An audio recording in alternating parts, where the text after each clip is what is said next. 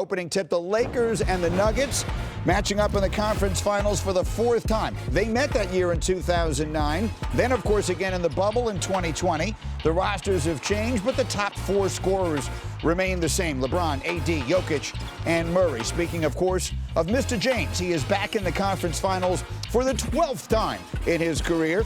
He's advanced to the finals 10 of the previous 11 trips. 2009, in fact, was the only time he didn't make it. As for the Joker, he's coming off an extraordinary series against the Suns. Again, the third player ever to average a 30-point triple-double in a playoff series. LeBron James and Russell Westbrook, the only other ones. So, as we look at the mega stars in this series, Jokic on one side, LeBron on the other, which one of them winds up having the biggest impact on this series? Well, I'm just thinking Jokic. You usually would say LeBron, but Jokic, he's just so special. I mean, to watch this guy, slow as a snail, can't jump onto a curb, wobbles in and out of arenas, all right? I mean, you just watch him and just look at him. Remember one of them little things that you could push it, it would never fall down. One of them toys. A weeble wobble, but it doesn't fall down. Right. And this man cannot be stopped. He can't be stopped.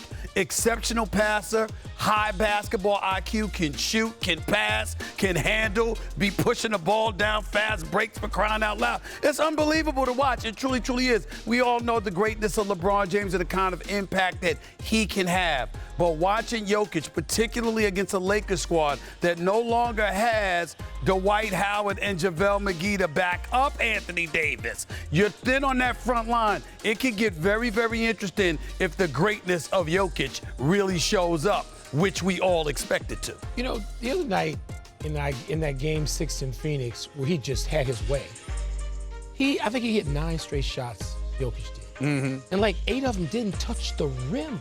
And he gets in these zones and he goes on these stretches of play where not only is he scoring the ball that effectively, but then throwing crazy passes, rebounding, and just taking over a game in a way and at a level that you only see the all-time greats do. And so I'm wondering, because he's playing against LeBron, like I think that the basketball world will pay greater attention to this than if he had this same success in the Western Conference Finals against the Suns or Mavericks or somebody else. He's playing against LeBron. We are locked in. We are looking at the player of consequence, most consequence over the last 10 years in the NBA, 15 years in the NBA. What does it mean if Jokic eclipses him, even at 38?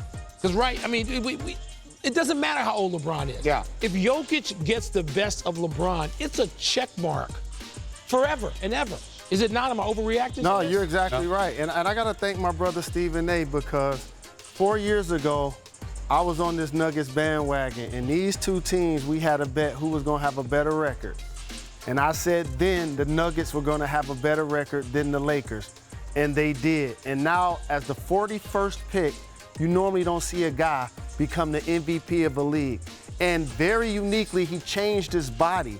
I love to see players when they realize that once I get in the best shape of my career, it's going to change my trajectory. Because he used to be a stretch mark 4, stretch mark 5, but now he's actually in shape. And so for me, too big, too strong, too skilled. He's a beast too. Can't put a small guy on him.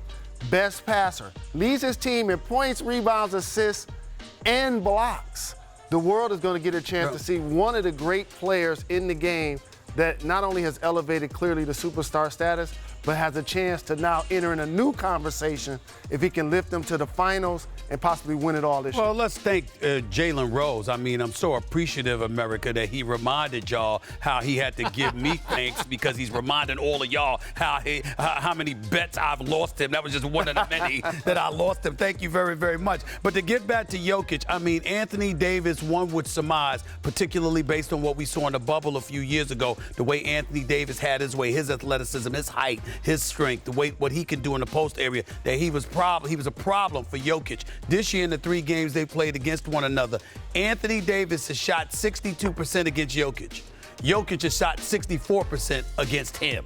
So it's going to be really, really interesting to see how this unfolds. Is it as simple as saying, if Anthony Davis gets the best of Jokic, the Lakers win, and if they don't, the Nuggets win? Is it oversimplifying it to say that matchup maybe decides the series? It, but I think, Greeny, that if that happens, If Anthony Davis gets the best of Jokic, you look, Jokic at this point, this sounds crazy to say when LeBron James is in any series.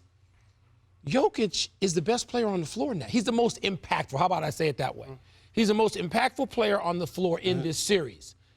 So yes, if you play him head to head, if you somehow negate his advantage, it would seem to me, yeah. Super quick. Is that the matchup? Will that decide it? AD on Jokic. I anticipate AD to have a big series, but in today's game, ain't nobody outperforming the Joker. He's literally the wild card. His numbers are going to be there. He's really the most unstoppable offensive weapon in the NBA. Yeah. He gonna get his So points, maybe rebounds, we and change assists. up the wording. You can't stop him. You hope to contain him. Can they contain him to at least some degree? We'll start to find out. Thank you for watching ESPN on YouTube. For live streaming sports and premium content, subscribe to ESPN+.